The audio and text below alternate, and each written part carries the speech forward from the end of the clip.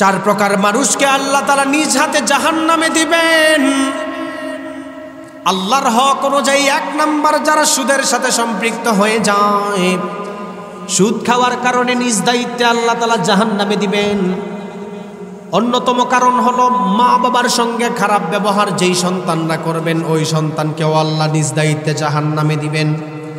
এবার আসেন আপনাদেরকে গোল্ডেন একটা অফার শোনায় যায়। আল্লাহর নবী 1000 বছর আগে উম্মতদের সম্পর্কে জানালেন, ও সাহাবায়ে কেরাম, আমার উম্মতের মধ্যে কোনো উম্মত যদি তার বৃদ্ধ মা বাবার দিকে নেক নজরে একবার তাকায়, আল্লাহ তাআলা ওই বান্দার আমল নামায় একটা কবুল হজের সওয়াব দেয়। সুবহানাল্লাহ। সাহাবায়ে কেরাম আমার নবীকে বলল, গো আল্লাহর নবী, আপনি তো বলেছেন বৃদ্ধ মা বাবার দিকে নেক নজরে একবার তাকালে একটা কবুল হজের সওয়াব হয়। ওগো আল্লাহর নবী, কোন সন্তান যদি নিজের মা বাবার দিকে 100 বার বারবারে নেক নজর দেয়, তার কি একটা কবুল হজের সওয়াব হবে নাকি যতবার তাকাবে ততবার কবুল হজের সওয়াব হবে? মিয়া, আপনি তো চিন্তা করেন না, আপনার মা বাবা বৃদ্ধ হওয়ার পরে তাদেরকে বৃদ্ধাশ্রমে দিয়ে আসেন, মা বাবা বৃদ্ধ হওয়ার পরে খাবার দেন না। আপনি তো চিন্তা করেন টাকা পয়সা করে খরচ করে হজ করলেন, আল্লাহ তাআলা কবুল করে কিনা আল্লাহ জানে। কিন্তু গ্যারান্টি দিয়ে যায়, গোল্ডেন অফার দিয়ে যায় আল্লাহর নবী 1000 বছর আগে মানুষদেরকে জানালো, ও সাহাবায়ে কেরাম, কোন উম্মত যদি তার মা বাবার দিকে 100 বার নেক নজরে তাকায়, তাহলে 100টা কবুল হজের সওয়াব আল্লাহ তাআলা বান্দার আমল নামায় দিবে। সুবহানাল্লাহ। 100টা কবুল হজের সওয়াব। অথচ আপনি যে 5 লাখ 7 লাখ 10 লাখ টাকা খরচ করে হজ করবেন, কবুল নাও হতে পারে। কারণ ওই যে আপনার সুদের সাথে সম্পৃক্ত, ওই যে আপনি জিনার সাথে লিপ্ত, সুদের টাকা দিয়ে হজ করে বড় বড় হাজী সাহেব, সুদখোর হাজী সাহেবরা সুদের টাকা দিয়ে হজ করে আইসা মসজিদের মধ্যে এসে ইমাম সাহেবদেরকে ধমক দেয়, সুদের কথা বলা যাবে না। আছে না নাই? অভাব নাই। প্রথম কাতারে নামাজ পড়ে আবার সুদখোর, প্রথম কাতারে নামাজ পড়ে আবার ঘুষখোর। আর আমাদের সমাজের পচন কোন সময় ধরেছেন জানেন? আমাদের কিছু সমাজে সুশীল মানুষ মসজিদ কমিটি বানায় টাকাওয়ালা দেখে। সত্যিকারের আল্লাহওয়ালাদেরকে মসজিদ কমিটি বানাতে চায় না, ঠিক কিনা বলেন? মসজিদ কমিটি হতে গেলে টাকাওয়ালা জরুরি না।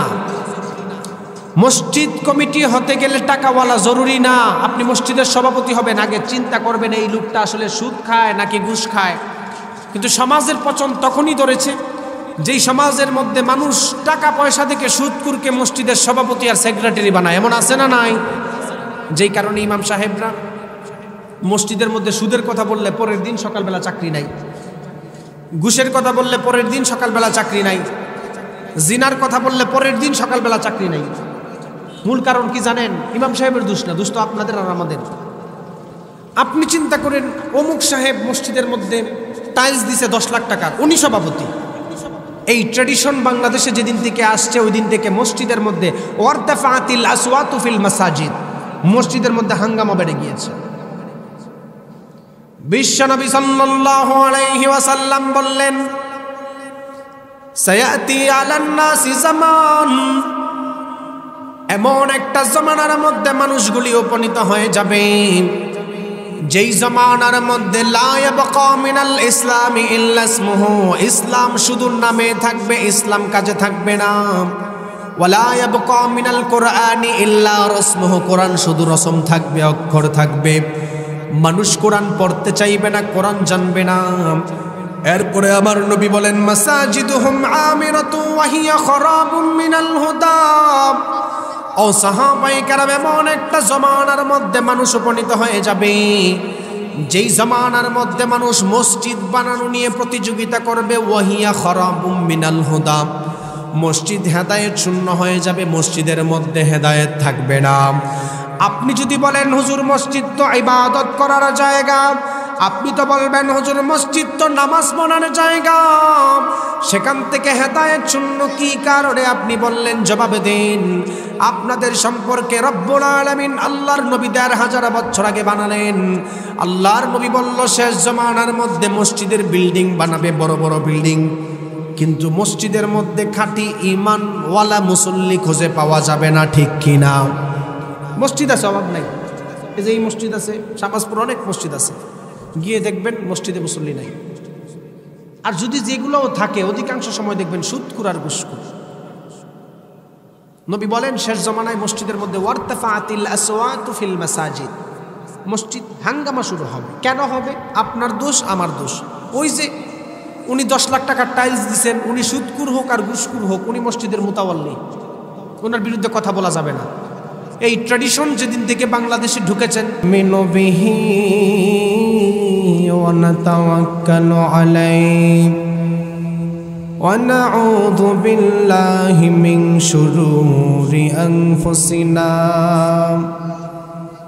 ওয়া মিন সাইয়্যাতি আ'মালিনা মান ইয়াহদিহিল্লাহু ফালা মুদিল্লা লাহু ومن يضلل فلا هادي له أي فلن تجد له وليا مرشدا ونشهد أن لا إله إلا الله وحده لا شريك له والذي لا ضد له ولا ند له لا مثل له ولا مثيل له ولا كفيل له لا شبه له ولا شبيه له لا ولد له ولا والد له وهو الواحد الفرد الصمد لم يلد ولم يولد ولم يكن له كفوا أحد ونشهد أن سيدنا ونبينا وبشيرنا ومولانا محمدا عبد الله ورسوله أرسله بالحق بشيرا ونذيرا وداعيا إلى الله بإذنه وسراجا منيرا أما بعد فقد قال الله تعالى في كلامه المجيد وفي فرقانه الحميد أعوذ بالله من الشيطان الرجيم بسم الله الرحمن الرحيم يا أيها الذين آمنوا اتقوا الله وذروا ما بقي من الربا إن كنتم مؤمنين وقال النبي صلى الله عليه وسلم آكل الربا يبعث يوم القيامة مجنونا يخنق أو كما قال عليه الصلاة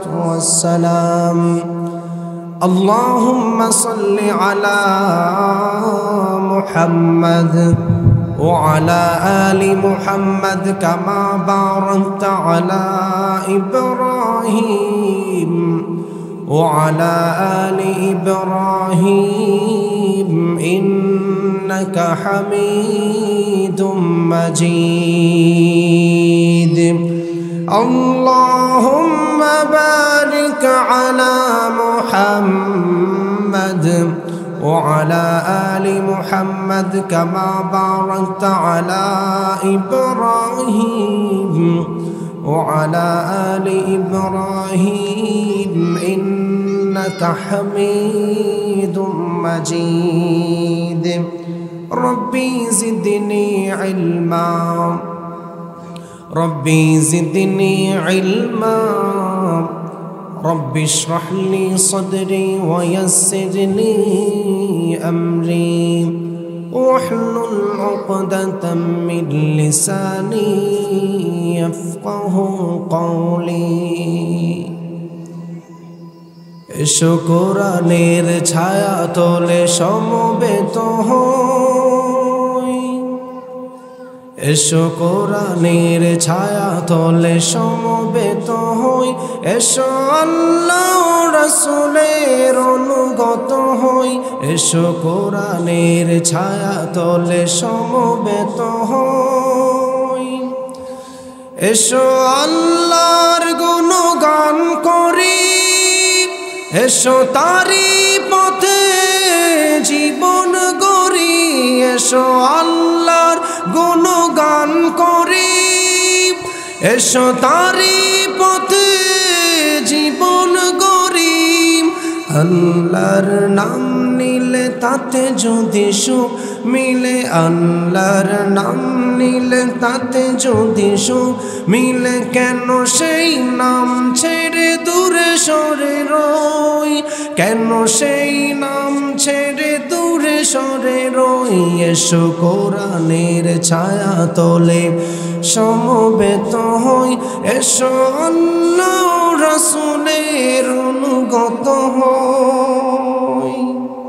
আলহামদুলিল্লাহ, ঐতিহ্যবাহী ব্রাহ্মণবাড়িয়া জেলার সরাইল থানাধীন শাহবাজপুর ফার্স্ট গেট রয়্যাল পাড়ার উদ্যোগে আয়োজিত আজকের এই তাফসিরুল কোরআন মাহফিলের সম্মানিত সভাপতি সাহেব, উপস্থিত আছেন আল্লাহর দিন প্রিয়, কোরআন প্রিয়, ইসলাম প্রিয় যুবক ভাইরা, পর্দার অন্তরালের মা ও বোনেরা, আল্লাহ রাব্বুল আলামিনের অসীম অসংখ্য শুকরিয়া, পরওয়ারদিগারে আলম আহকামুল হাকিমিন মেহেরবানি করে আমাদেরকে সমস্ত কাজ থেকে ফারেক করে ফিতনা ফাসাদ থেকে বাছাই করে জিকরুল্লাহর মজলিসে বসার তৌফিক দিয়েছেন। এজন্য সবাই শুকরিয়া তান বলি আলহামদুলিল্লাহ।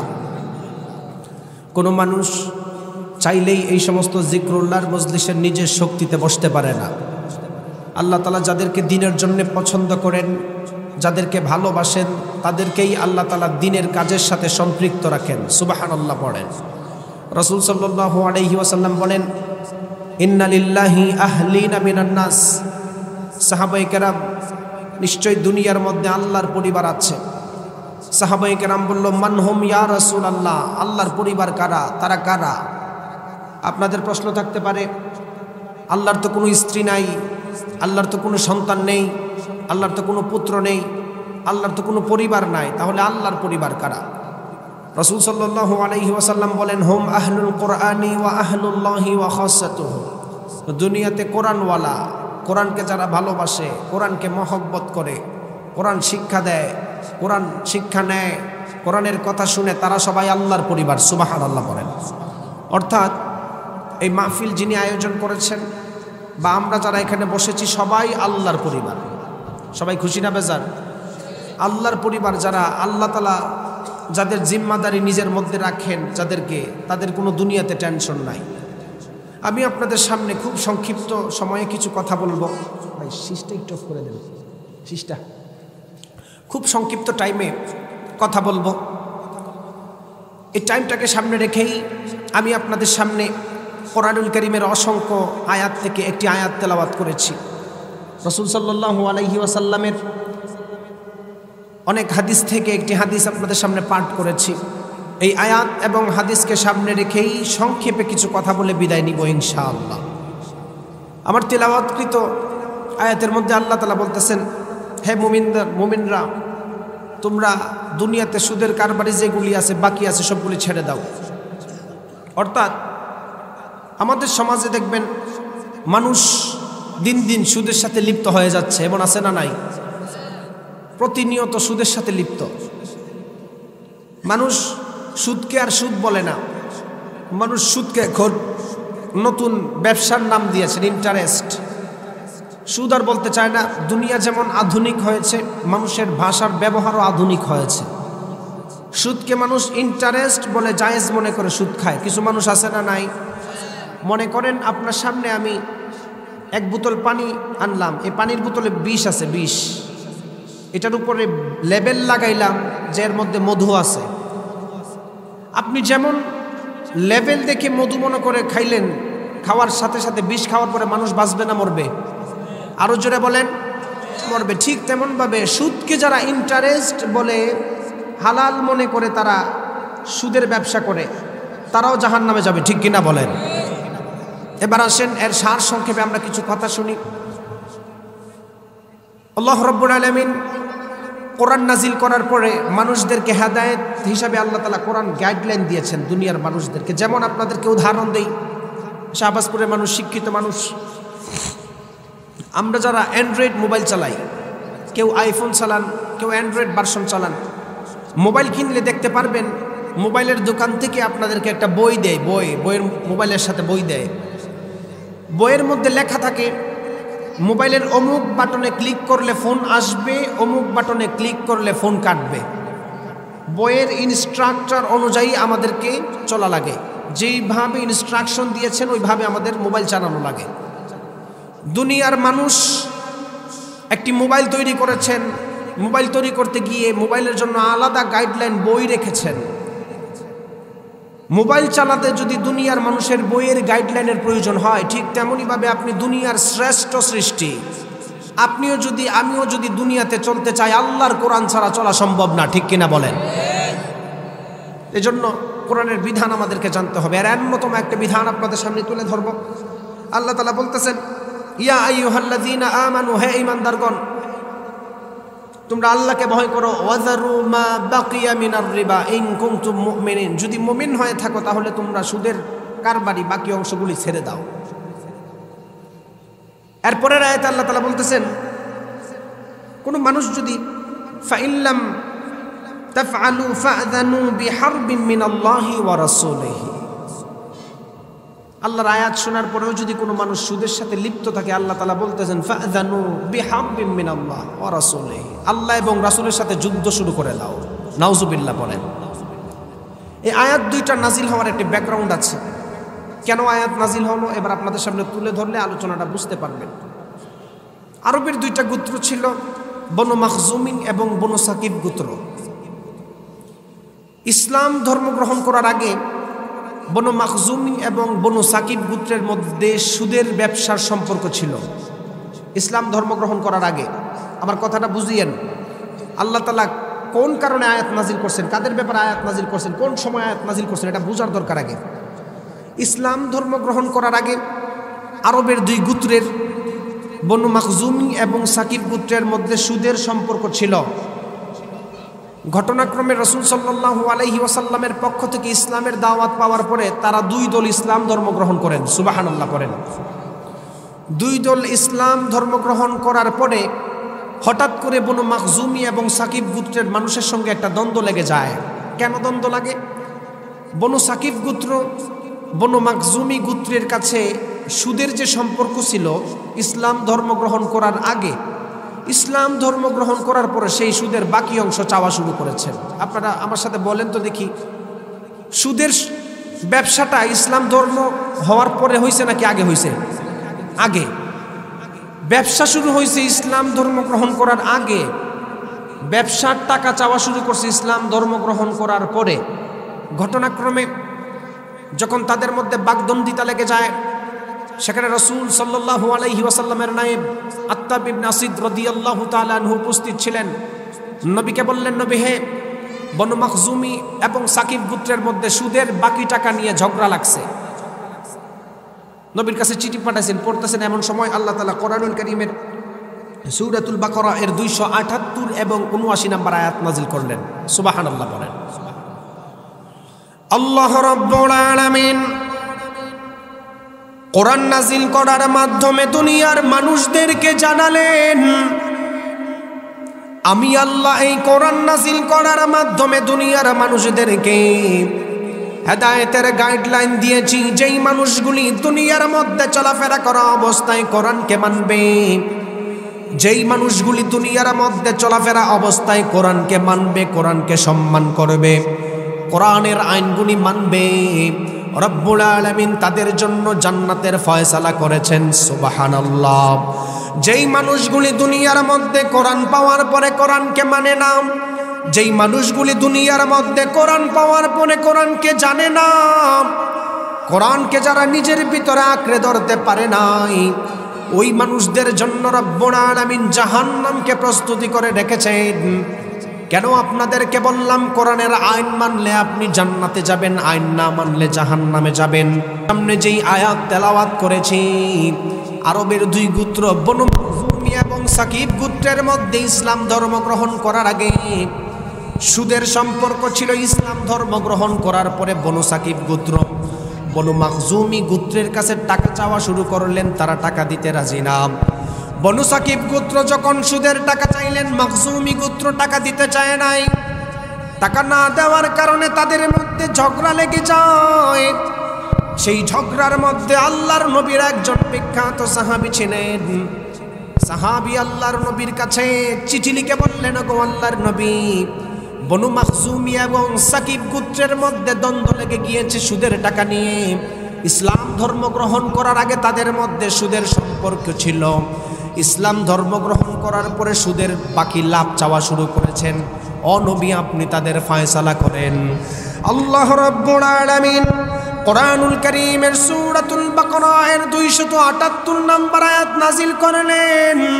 রব্বুল আলামিন দুনিয়ার মানুষদেরকে জানালেন, ইয়া আইয়ুহাল্লাযীনা আমানু তাকুল্লাহা ওয়া যারু মা বাকিয়া মিনার রিবা ইন কুনতুম মুমিনিন। আল্লাহ তাআলা নবীর উপর আয়াত নাযিল করলেন, ওগো আল্লাহর নবী, আপনি মানুষদেরকে জানায়া দেন, হে মুমিনগণ, আল্লাহকে তোমরা ভয় করা শুরু করো। আল্লাহকে ভয় করার সঙ্গে সঙ্গে তোমাদের মধ্যে যদি সুদের সম্পৃক্ত কোনো বাকি টাকা থাকে সেগুলি ছেড়ে দাও। এই আয়াত বলে রব্বুল আলামিন ক্ষান্ত হন নাই। পরবর্তী আয়াত আবার নবীর উপর নাজিল করলেন। রব্বুল আলামিন কোরআনুল কারীমের সূরাতুল বাকারা এর 279 নম্বর আয়াত নাজিল করে জানালেন, ফাইন লাম তাফআলু ফাআযানু বিহারবিম মিনাল্লাহি ওয়া রাসূলিহি ওয়া ইন তুবতুম ফালাকুম রুউসু আমওয়ালিকুম লা তাযলামুনা ওয়া লা তুযলামুন। আল্লাহ রাব্বুল আলামিন 279 নম্বর আয়াত নাযিল করলো। ওগো আল্লাহর নবী, দুনিয়ার মানুষদেরকে জানায়া দেন, আয়াত শোনার পরে যারা সুদের সাথে সম্পৃক্ত থাকে, সুদের ব্যবসা ছাড়তে চায় না, তারা যেন আমি এবং আপনার বিরুদ্ধে অস্ত্র তুলে, অর্থাৎ আল্লাহ এবং আল্লাহর রাসূলের বিরুদ্ধে যুদ্ধ ঘোষণা করে। নাউযুবিল্লাহ। আয়াত নাজিল করার পরে এই দুই আয়াত যখন বনু মাখজুমি এবং সাকিব গোত্রের কাছে গেছে, সঙ্গে সঙ্গে বলতেছেন, নবী হে, এখন থেকেই আমরা সুদ এর বাকি অংশ কারবারে ছেড়ে দিলাম। সুবহানাল্লাহ বলেন। আপনি মনে করতেছেন আপনি তো জন্মগতভাবে মুসলমান। কোন প্রেক্ষাপটে আয়াত নাজিল হয়েছে? নতুন মাত্র ইসলাম ধর্ম গ্রহণ করেছে দুই গোত্র। নতুন ইসলাম ধর্ম গ্রহণ করার পরে তাদের মধ্যে সুদের সম্পর্ক থাকার সাথে সাথে আল্লাহ তাআলা তাদেরকে স্যাক্রিফাইস করেন নাই। বলেছেন ঈমান আনার সঙ্গে সঙ্গে যারা সুদের সাথে সম্পৃক্ত থাকবে তারা যেন ছেড়ে দেয়, আল্লাহকে ভয় করে। দুই গোত্র নতুন ইসলাম ধর্ম গ্রহণ করার পরেও সুদের বাকি অংশ যেগুলি আয়াত নাজিল হওয়ার পরে ছেড়ে দিয়েছেন। সুবহানাল্লাহ বলেন। সুদ খাওয়ার প্রথম নাম্বার কুফল, প্রথম নাম্বার খারাপ জিনিস হচ্ছে আল্লাহ এবং রাসূলের সাথে যুদ্ধ ঘোষণা করা। আল্লাহ রাব্বুল আলামিন কোরআন নাজিল করার মাধ্যমে দুনিয়ার মানুষদেরকে জানালেন, আমাদের সমাজের মানুষ কোরআন জানার পরেও সুদের সাথে সম্পৃক্ত থাকে। আমাদের সমাজের মানুষ কোরআন জানার পরেও সুদের সাথে সম্পৃক্ত থাকে। রব্বুল আলামিন বললেন, যেই ব্যক্তি সুদ খাওয়া অবস্থায় মারা যাবে, ওই মানুষকে আল্লাহ হাসরের ময়দানে পাগলের মতো তোলা হবে। মানুষটা পাগলের মতো মাতাল হয়ে হাসরের ময়দানে উঠে যাবে। আল্লাহ রাব্বুল আলামিন কোরআনুল কারীমের সূরাতুল বাকারা এর 275 নম্বর আয়াতে জানালেন, আল্লাযীনা ইয়াকুলুনার রিবা লা ইয়াকুমুনা ইল্লা কামা ইয়াকুমুল্লাযী ইয়াতাখাব্বাতুহু শাইতানু মিনাল মাস। রব্বুল আলামিন বলল, এত কিছু জানার পরেও যেই মানুষগুলি সুদের সাথে সম্পৃক্ত হয়ে যায়, সুদ খাওয়া অবস্থায় মারা গেলে আল্লাহ তাআলা হাসরের ময়দানে তাদেরকে মাতালের মতো তুলবে। মনে হবে শয়তান যেন তাকে স্পর্শ করার কারণে মানুষটা হাসরের ময়দানে পাগলের মতো উঠে যাবে।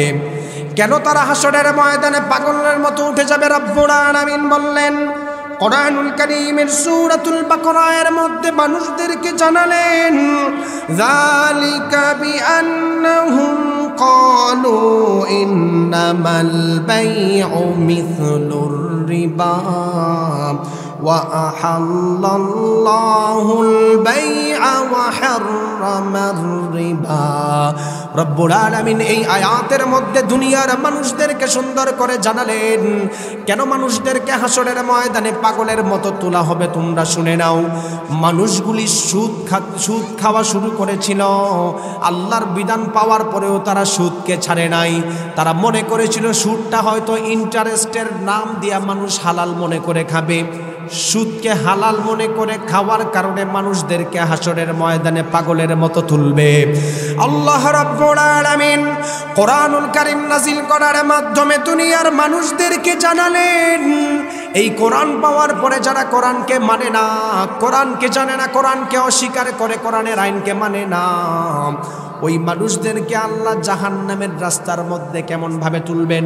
এর অন্যতম প্রমাণ হলো আল্লাহর আয়াত পাওয়ার পরে সুদের সাথে লিপ্ত থাকার কারণে হাসরের ময়দানে আল্লাহ পাগলের মতো হাজির করবেন।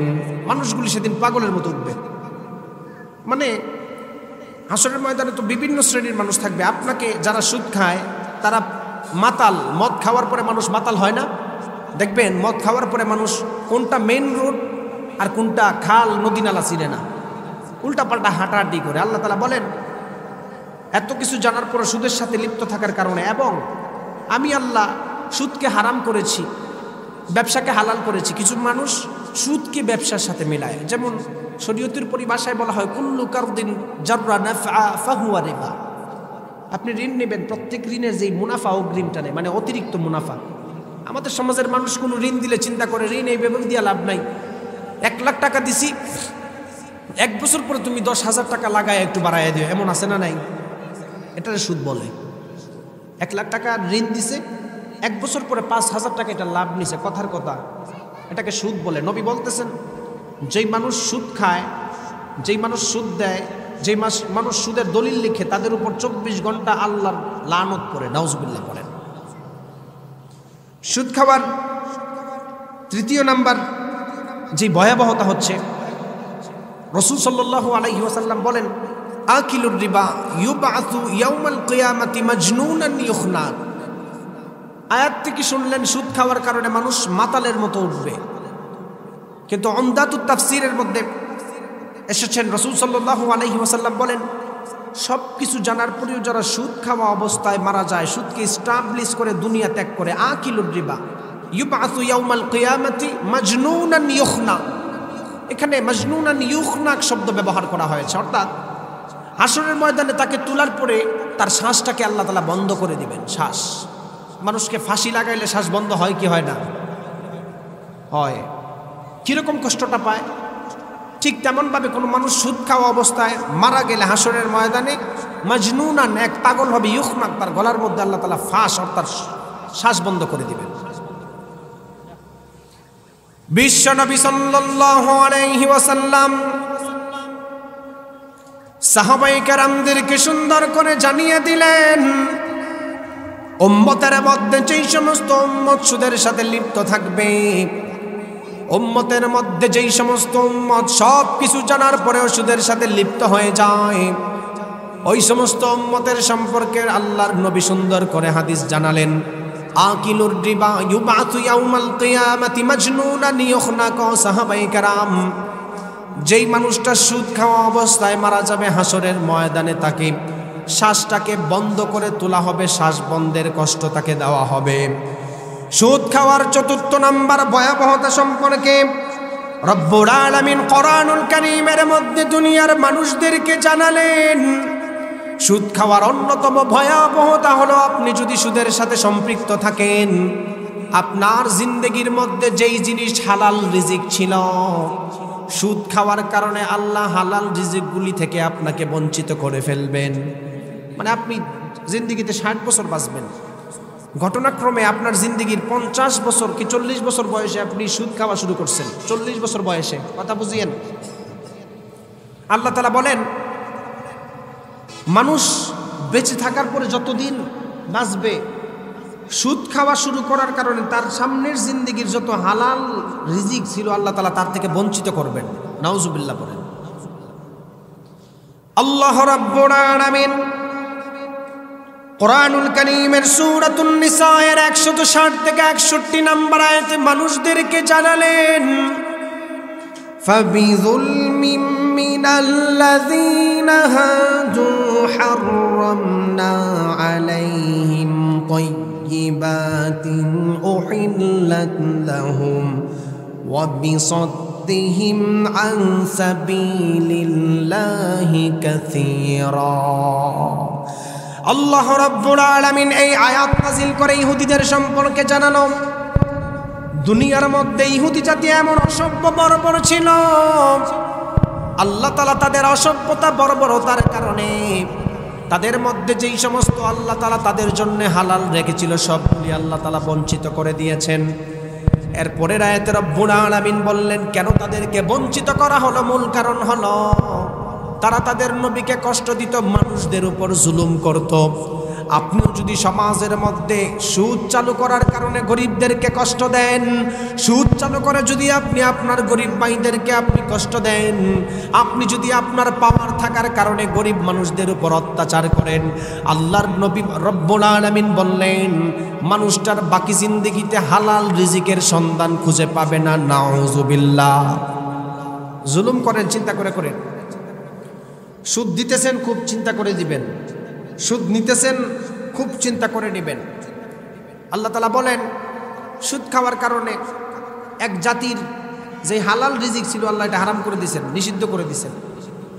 ঠিক তেমনভাবে আপনি যদি সুদ খান, আপনি যদি সুদের সাথে সম্পৃক্ত থাকেন, এই দুনিয়ার মানুষ যদি সুদের সাথে সম্পৃক্ত থাকে, তাহলে কি হবে? এই দুনিয়ার মানুষ হালাল রিজিক খুঁজে পাবে না। আপনি যতই চেষ্টা করেন আপনার কাছে হালাল রিজিক আসবে না। আর দোয়া কবুল হওয়ার জন্য মূল শর্ত হচ্ছে হালাল রিজিক। আপনার ইনকামটা হালাল হলো কিনা, আপনি যে কাপড় পরেছেন তার সোর্সটা কি হালাল পাবে কিনা, আপনি যে খাবার খেলেন তার সোর্স কি হালাল পাবে কিনা, দোয়া কবুল হওয়ার মূল শর্ত। আপনি সুদ খাওয়ার কারণে আপনার দোয়াই আল্লাহর কাছে কবুল হবে না। সুদ খাওয়ার ৫ম নাম্বার খারাপ অভ্যাস হলো, সুদ খাওয়ার কারণে মানুষদের যেই ক্ষতিটা হয়, বিশ্বনবী সাল্লাল্লাহু আলাইহি ওয়াসাল্লাম মানুষদেরকে জানালেন যেই মানুষগুলি সুদ খায়, সুদের সাথে সম্পৃক্ত থাকে, সুদের সাথে সম্পৃক্ত থাকার কারণে ওই এলাকার মধ্যে আল্লাহর গজব নেমে আসে, আল্লাহর গজব চলে আসে। উমদাতুত তাফসীরের মধ্যে বর্ণনায় বিশ্বনবী সাল্লাল্লাহু আলাইহি ওয়াসাল্লাম জানালেন ইযা যাহারাজ জিনা ওয়ার রিবা ফি ক্বরিয়াতিন ফাকাদ আহাল্লু বিআনফুসিহিম আযাবাল্লাহ।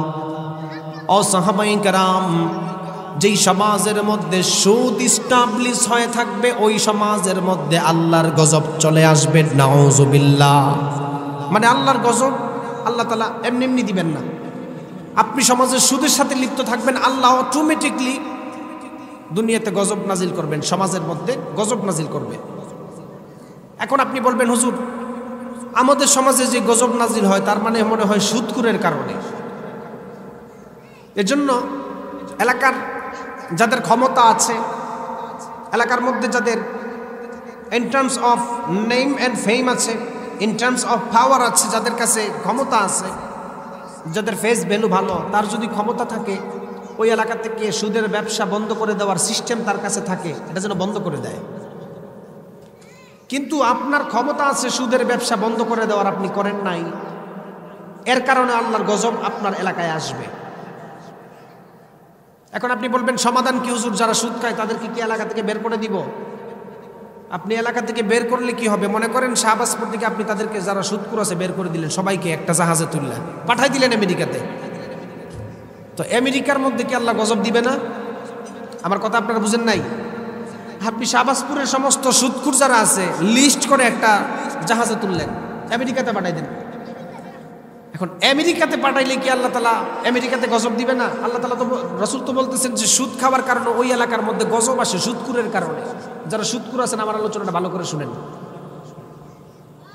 সুদ খায়, সুদ দেয়, সুদের দলিল লেখে, আপনারা ভালো করে শুনেন। আপনাদের কারণে এলাকার মধ্যে গজব আসে। আমার বিষয়টা আমি আপনাদেরকে বলি, সারা বাংলাদেশের যে কোনো জায়গায় যেই কোনো ওয়াজ করলে মানুষ ঠিক বেঠিক সুন্দর করে বলে সুবহানাল্লাহ বলে।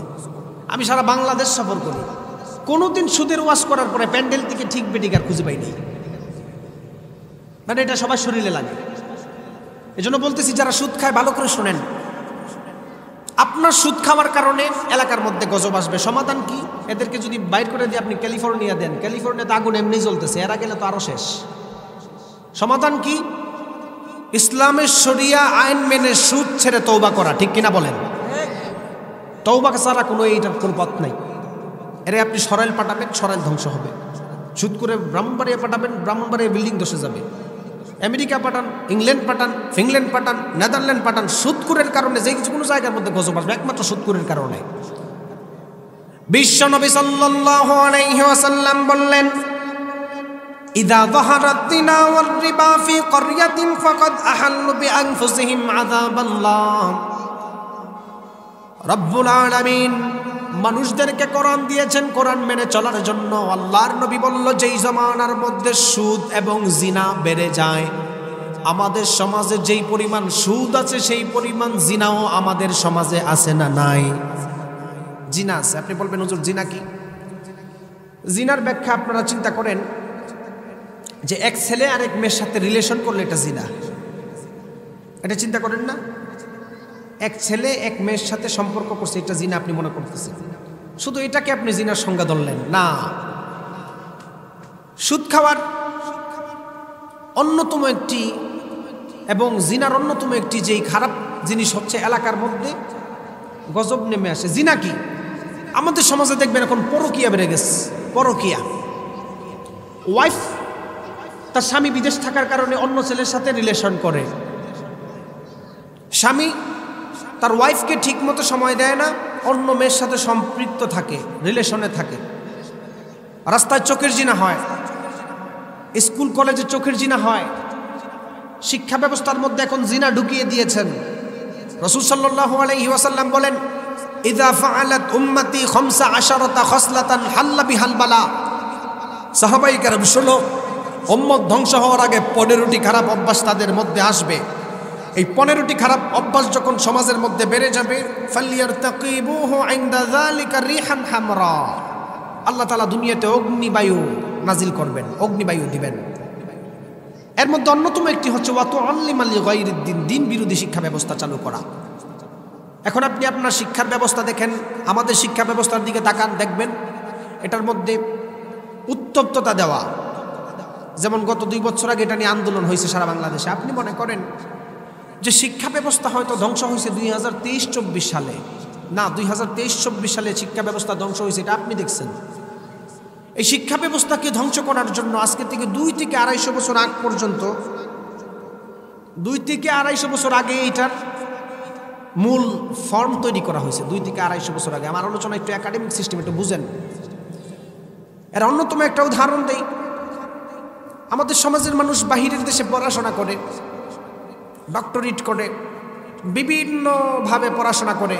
পড়াশোনা করার পরে দেখবেন বাংলাদেশে আসার পরে তারা কোরআন শিক্ষার বিরোধিতা করে, মাদ্রাসা শিক্ষার বিরোধিতা ব্যবহার করে, ইসলাম বিদ্বেষী কথা বলে, কোরআনওয়ালাদের বিরুদ্ধে কথা বলে। আপনি মনে করতেছেন যে 2023-24 সালে হয়তো কোনো সরকার শিক্ষা ব্যবস্থা ধ্বংস করছে? না ভাই, 2023-24 সালে উনি ওনার দায়িত্ব পালন করছেন, কিন্তু এই দায়িত্বটা আজকে থেকে 200 বছর আগে দেওয়া।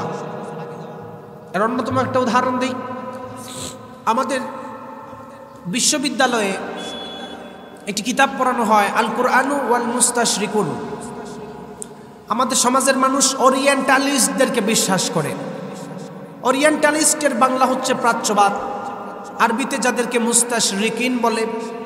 সমাজের কিছু মানুষ ওরিয়েন্টালিস্টদের লেখা বই পড়ে, 1802 সাল 1903 সাল দুইজন লেখকের জন্ম, জোসেফ শেখ, গোল্ডজিহেড।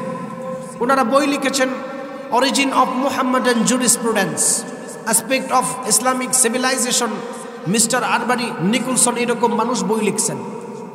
আপনি জানলে অবাক হবেন, এই দুইজন ব্যক্তি বই লিখেছেন রাসূল সাল্লাল্লাহু আলাইহি ওয়াসাল্লামের চলন নিয়ে, রাসূল সাল্লাল্লাহু আলাইহি ওয়াসাল্লামের বলন নিয়ে, রাসূল সাল্লাল্লাহু আলাইহি ওয়াসাল্লামের আইন শাস্ত্র নিয়ে, অ্যাসপেক্ট অফ ইসলামিক সিভিলাইজেশন, ইসলামের সভ্যতা সম্পর্কে বই লিখেছেন মিস্টার আরবারি। এই বই লিখতে গিয়ে আজকে থেকে 200 বছর আগে এই বইয়ের মধ্যে তোলা, আপনাদেরকে আমি প্রমাণ দেই।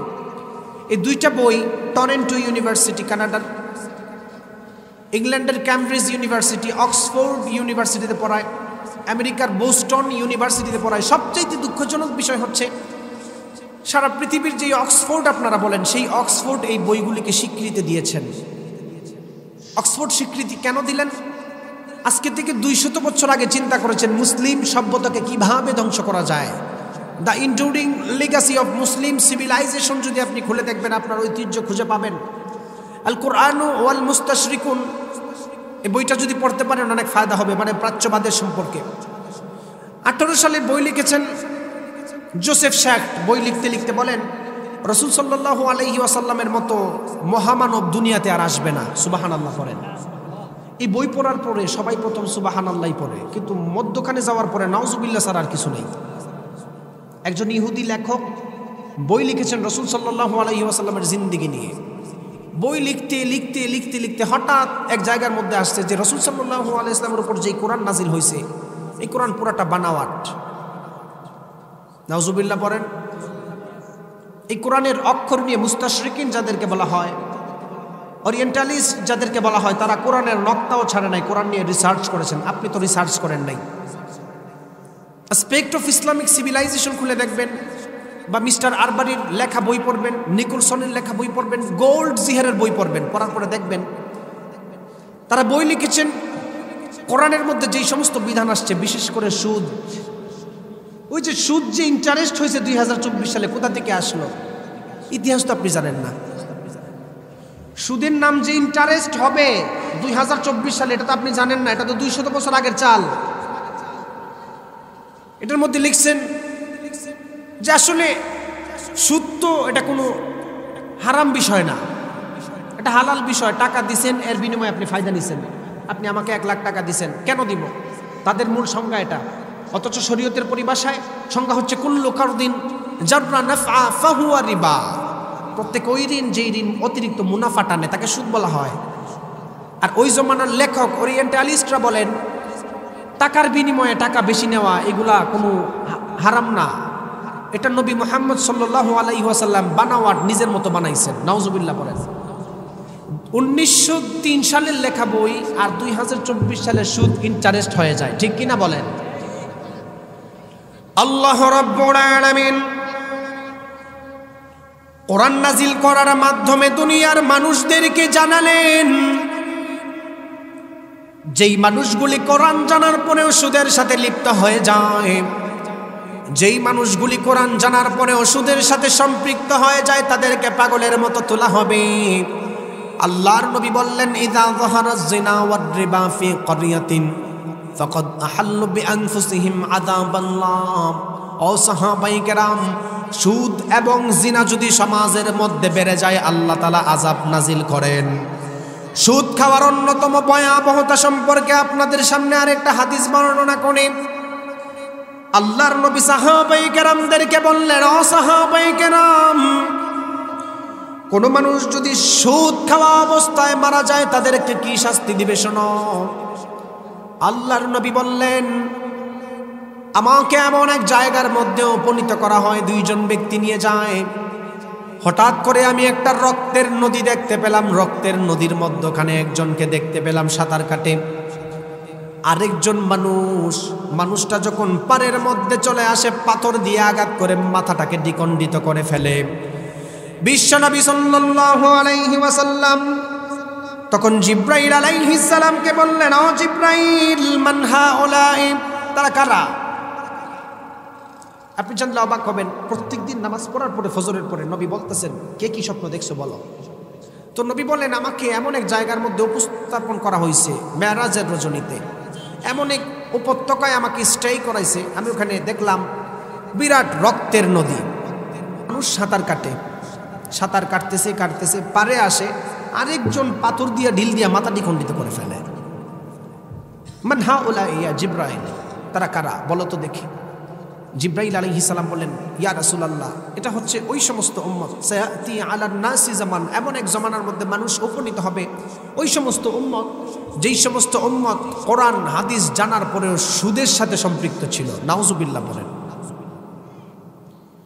আল্লাহ রাব্বুল আলামিন কোরআন নাজিল করার মাধ্যমে দুনিয়ার মানুষদেরকে জানালেন, কোরআন পাওয়ার পরে যারা দুনিয়ার মধ্যে কোরআনকে মানে না, কোরআনকে জানে না, কোরআন পাওয়ার পরে যারা দুনিয়ার মধ্যে কোরআন পাওয়ার পরে যারা দুনিয়ার মধ্যে সুদের সাথে সম্পৃক্ত ছিল, যেই মানুষগুলি দুনিয়ার মধ্যে জিনার সাথে সম্পৃক্ত ছিল, কোরআন মানে নাই, নবীকে মানে নাই, ওই মানুষদেরকে আল্লাহ দুনিয়া এবং আখিরাতের মধ্যে 3টা শাস্তি দিবেন। বলেন কয়টা?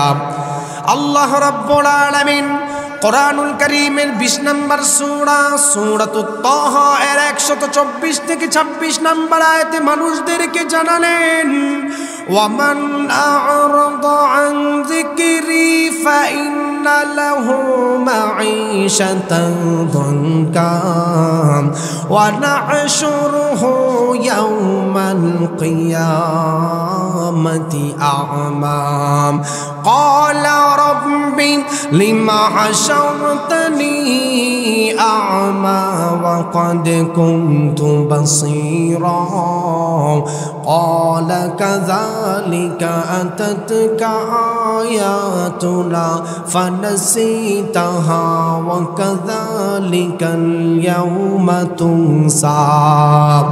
আল্লাহ রাব্বুল আলামিন এই আয়াতের মধ্যে দুনিয়ার মানুষদেরকে হুঁশিয়ার করলেন, দুনিয়ার মানুষ যারা কোরআন পাওয়ার পরে কোরআনকে মানো নাই, ওয়ামান আ'রাদা আন যিকরি ফাইন্না লাহু মাঈশাতান দানকা, ও দুনিয়ার মানুষ কোরআন পাওয়ার পরে যারা সুদের সাথে সম্পৃক্ত ছিলে, ওই মানুষদেরকে আল্লাহ দুনিয়ার মধ্যে কখনো সুখ শান্তি দিবে না। মাঈশাতান দানকা এর ব্যাখ্যা ইমাম ফখরুদ্দিন রাজি রাহমাতুল্লাহি আলাইহি বলেন, যেই মানুষগুলি দুনিয়ার মধ্যে কোরআন পাওয়ার পরে কোরআনকে মানে নাই, অর্থাৎ কোরআনের বিধান সুদ খেয়েছিল, সুদের সাথে সম্পৃক্ত ছিল, আল্লাহ রাব্বুল আলামিন মাঈশাতান দানকা শব্দ ব্যবহার করেছেন। মুফাসসিরিনে কেরাম বলেন, মাঈশাতান দানকা এর 2 নম্বর ব্যাখ্যা হলো মানুষটাকে কবরে রাখার সঙ্গে কবরটাকে সংকীর্ণ করে দিবেন। 3 নম্বর শাস্তি সম্পর্কে রাব্বুল আলামিন বললেন, ওয়া নাহশুরুহু ইয়াওমাল কিয়ামাতি আ'মা, ওই মানুষদেরকে আল্লাহ হাসরের ময়দানে অন্ধ অবস্থায় হাজির করবে। হাসরের ময়দানে যেই মানুষগুলি অন্ধ অবস্থায় হাজির হয়ে যাবে, অন্ধ অবস্থায় হাজির হওয়ার পর আমার আল্লাহকে বলবেন, ওগো আল্লাহ, দুনিয়ার মধ্যে আমার চোখ ছিল, কেন আপনি আমাকে অন্ধ অবস্থায় তুললেন? দুনিয়ার মধ্যে তো চলার জন্য, চলাকে সহজ করার জন্য আপনি আমাকে স্কেলিটন কঙ্কাল দিলেন, দুনিয়ার মধ্যে চলার জন্য, জীবনকে সহজ করার জন্য আপনি আমাকে স্পাইনাল কর্ড দিলেন, রগ দিলেন, দুনিয়ার মধ্যে চলার জন্য আপনি আমাকে চোখ দিলেন, কেন আপনি আজকে আমাকে অন্ধ অবস্থায় হাজির করলেন? আপনি জানলে অবাক হবেন, রব্বুল আলামিন তাদের ব্যাপারে সুন্দর করে জানালো, ক্বালা কাযালিকা আতাতকা আয়াতুনা ফানাসিতাহা ওয়া কাযালিকাল ইয়াওমা তুনসা।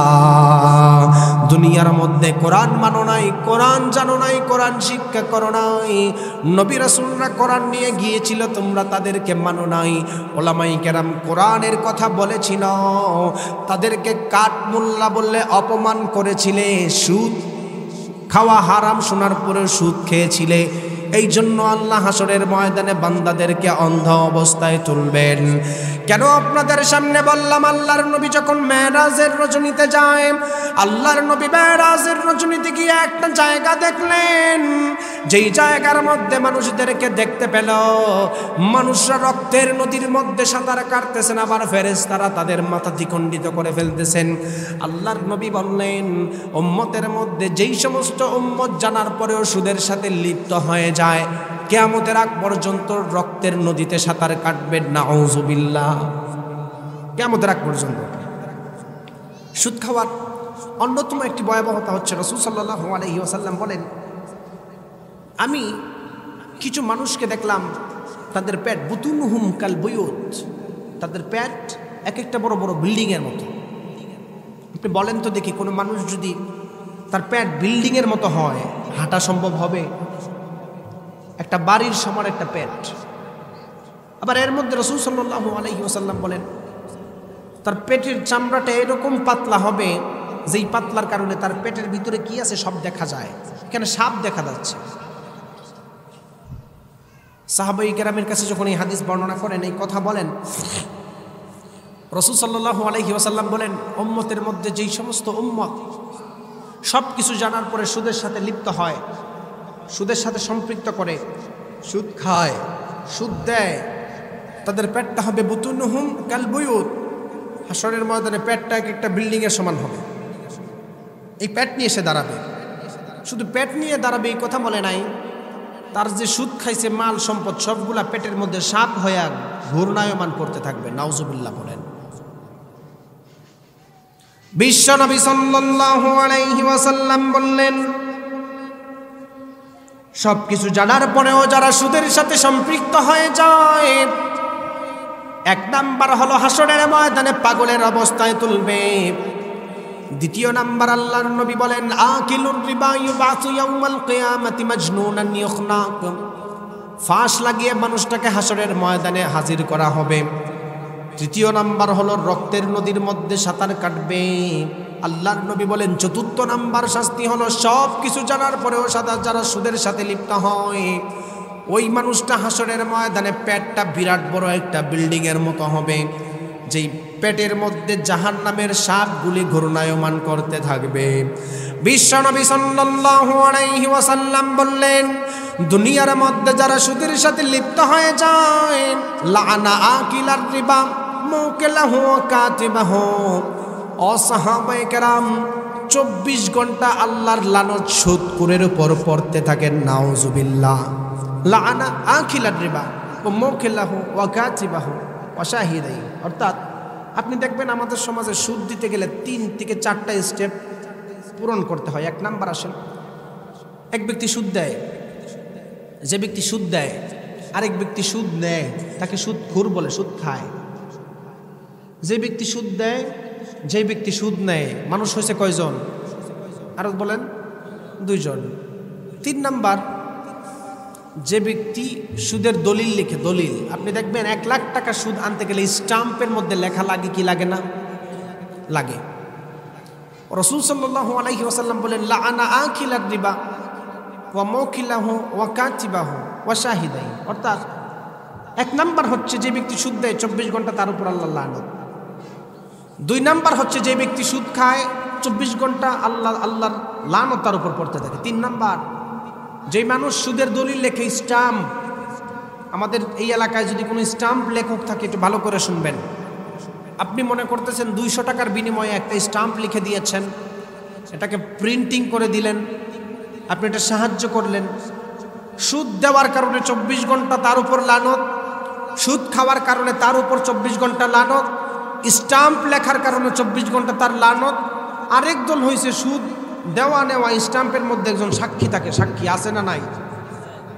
5 টাকার ডাইল খায়, ফজর নামাজের পরে বৈশা চিন্তা করে, এই অমুক তো তোমাকে সুদের টাকা দিছে, ঠিক আছে আমি সাক্ষী হইলাম, তুমি যদি আবার টাকাটা মাইরা দাও, আমি সাক্ষী হয়েছি, ভদ্রলোক 5 টাকার ডাইল একটা পরোটা খায় সাক্ষী হয়েছে।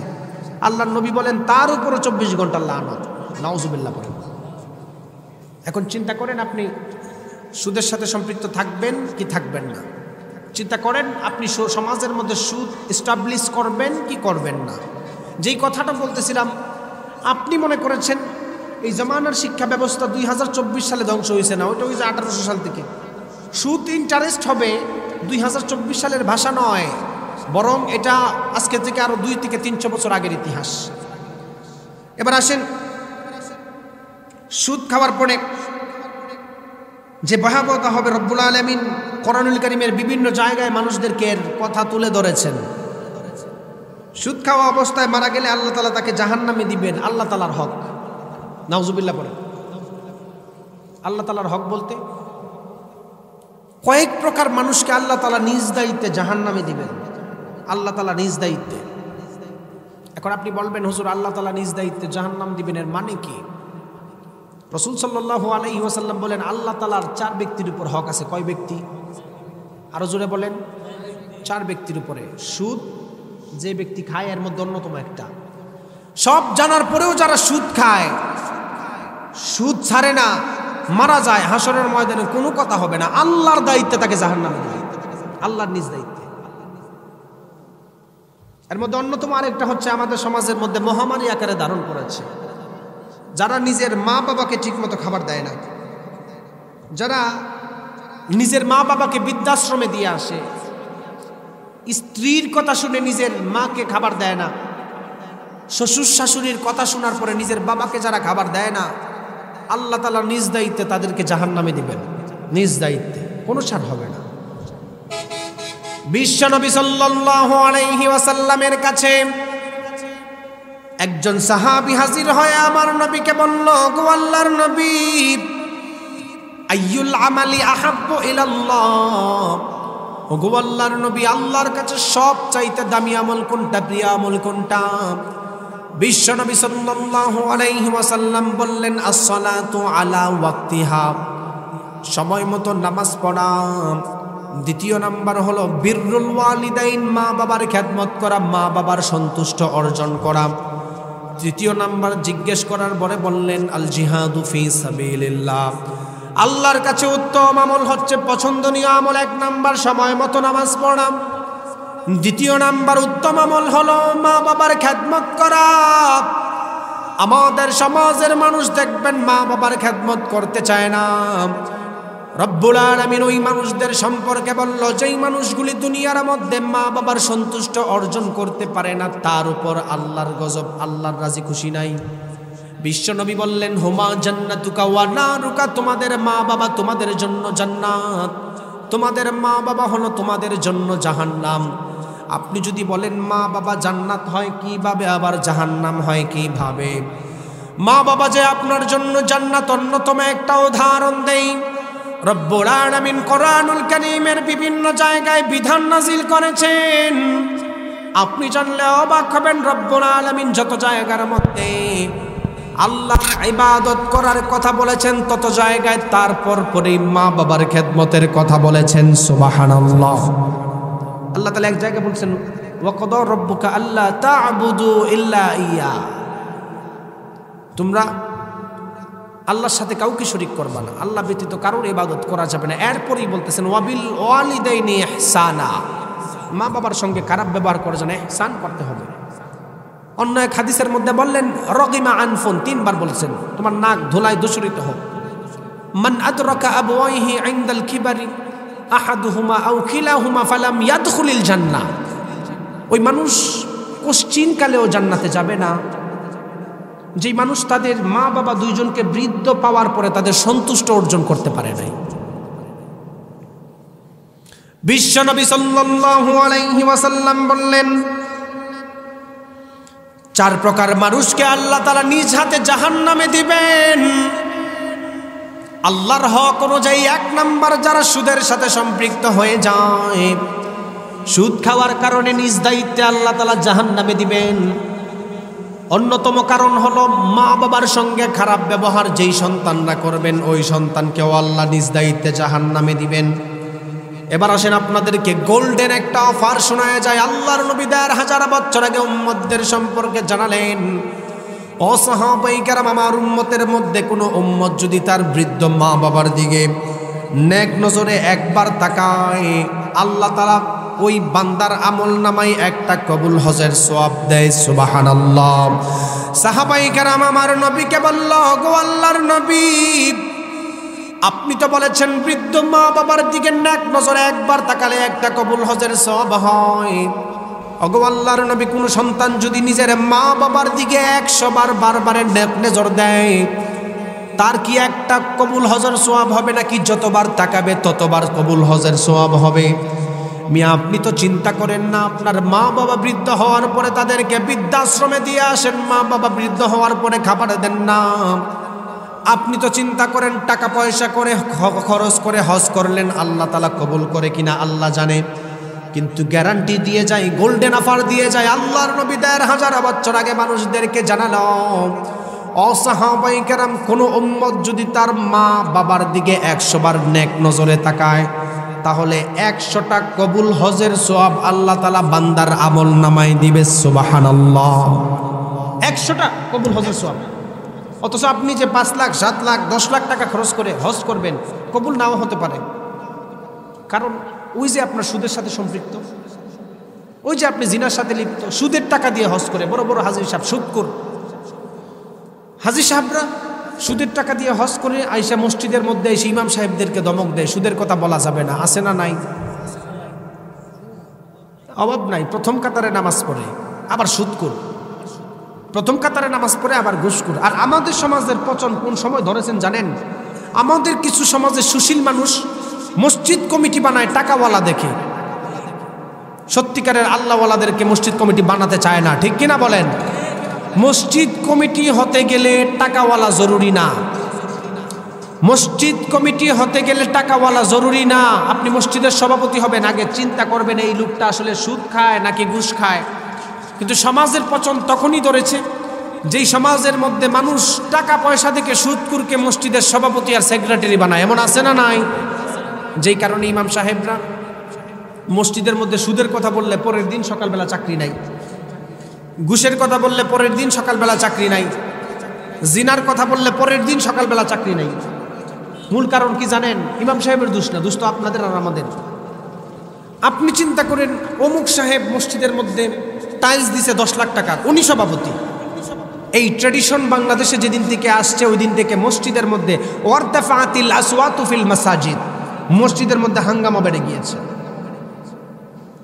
বিশ্বনবী সাল্লাল্লাহু আলাইহি ওয়াসাল্লাম বললেন, সায়াতি আলান নাসি জামান, এমন একটা জামানার মধ্যে মানুষগুলি উপনীত হয়ে যাবে যেই জামানার মধ্যে লা ইয়াবকা মিনাল ইসলামি ইল্লা ইসমুহু, ইসলাম শুধু নামে থাকবে, ইসলাম কাজে থাকবে না।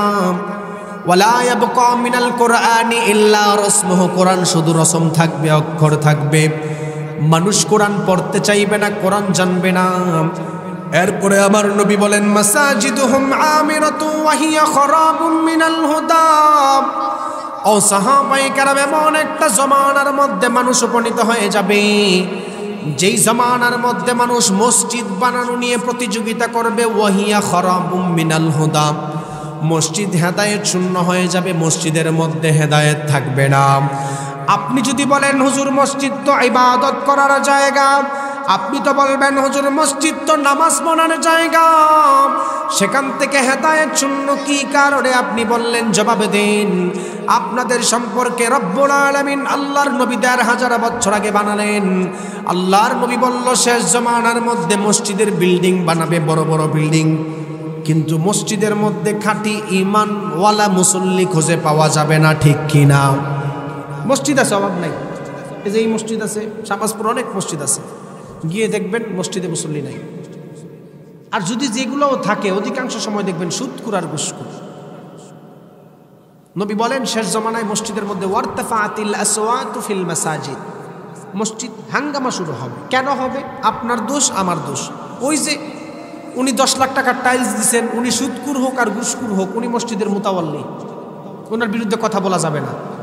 এই ট্র্যাডিশন যেদিন থেকে বাংলাদেশে ঢুকেছেন, এই ট্র্যাডিশন যেদিন থেকে গ্রামে গঞ্জে ঢুকেছেন, ওই জমানা থেকেই মসজিদের মধ্যে আর ইমাম সাহেবরা হক কথা বলতে গেলে তাদের চাকরি থাকে না। আপনাদেরকে আমি চ্যালেঞ্জ করে বলে যাই, ইমাম সাহেবরা মসজিদের মধ্যে নামাজ পড়ায়, জুম্মার মিম্বরে থাকে, মূলত এটা নবীওয়ালা কাজ, আল্লাহওয়ালা কাজ হওয়ার কারণে।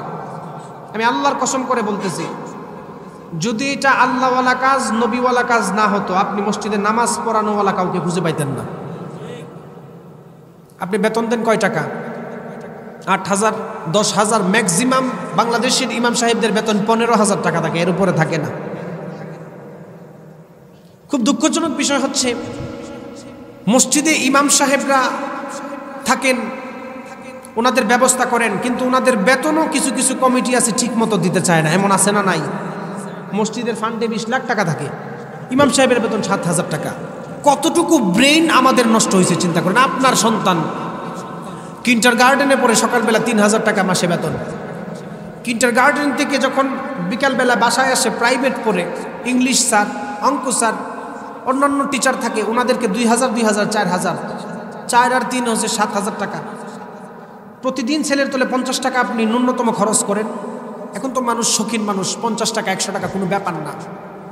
উনি হিসাব করেন, আপনাদেরকে আমি বলি, আমার কথা আপনারা রাগ করতেছেন?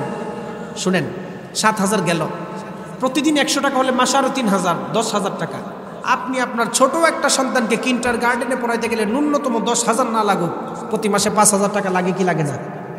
আপনি সাধারণ নিজে বিবেকটাকে চিন্তা করবেন। কিন্তু এই আপনি মসজিদে গিয়ে সুশীলগিরি দেখায়া ইমাম সাহেবকে বেতন দেন না।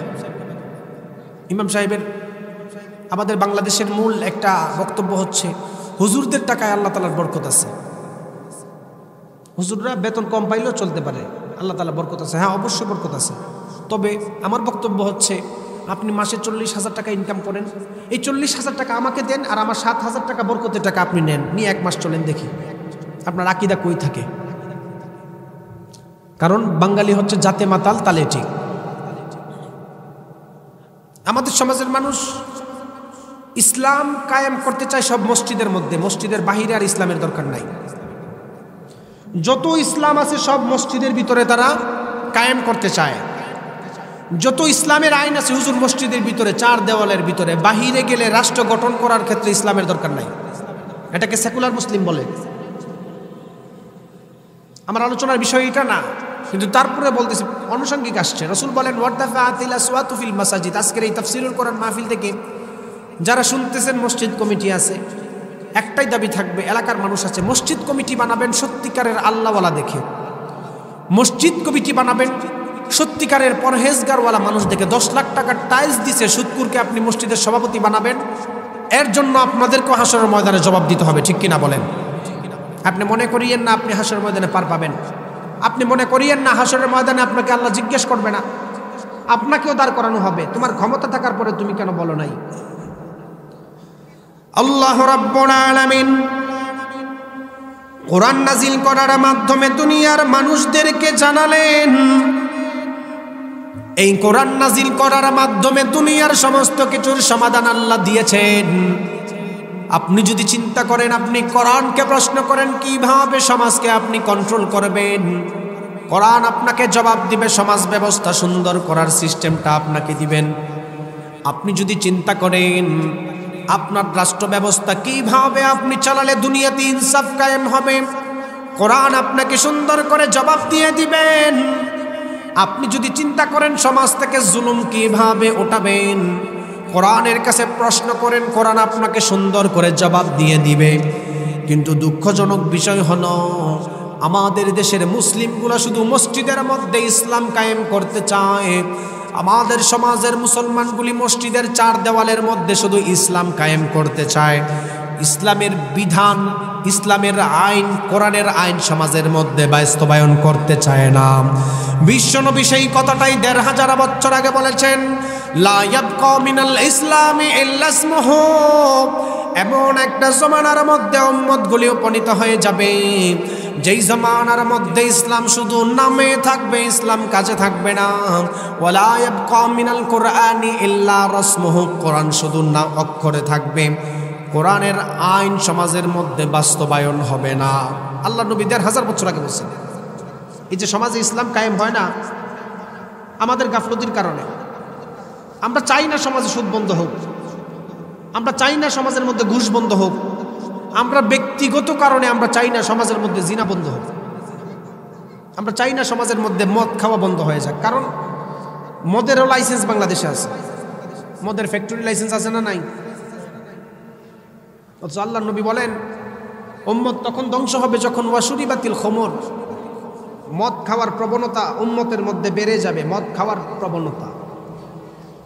খাওয়ার প্রবণতা তো দূরের কথা, বাংলাদেশে অধিকাংশ মদের বারের মধ্যে লাইসেন্স জারি আছে। যেমন আপনি দেখলেন না বাংলাদেশের আমাদের ব্রাহ্মণবাড়িয়ার এই কয়েকদিন আগে লায়ন ফিরোজ সাহেব ফেসবুক লাইভে এসে বলছে মদের ব্যবসা হারাম কিভাবে হয়। আমাকে তো প্রধানমন্ত্রী হালালের সার্টিফিকেট দিয়েছেন, মদের ব্যবসা হালাল হালাল 3 বার বলছেন। মনে রাখবেন যারা কোনো হারাম বিধানকে হালাল মনে করে সঙ্গে সঙ্গে ঈমান হারা হয়ে যায়, ঠিক কিনা বলেন? মদের ব্যবসাকে আপনি যত বড় লাইসেন্স দেন না কেন, এটাই উপরে লেভেল থাকবে মধু, ভিতরে বিষ। যত বড় লাইসেন্স দেন না কেন, হাসরের ময়দানে এই লাইসেন্স আপনাকে পার করতে পারবে না, জাহান্নামের কাঠগড়ায় আপনাকে দাঁড় করাবে। বিশ্বনবী সাল্লাল্লাহু আলাইহি ওয়াসাল্লাম বললেন উম্মতের মধ্যে এমন কিছু উম্মত হাসরের ময়দানে উপনীত হয়ে যাবে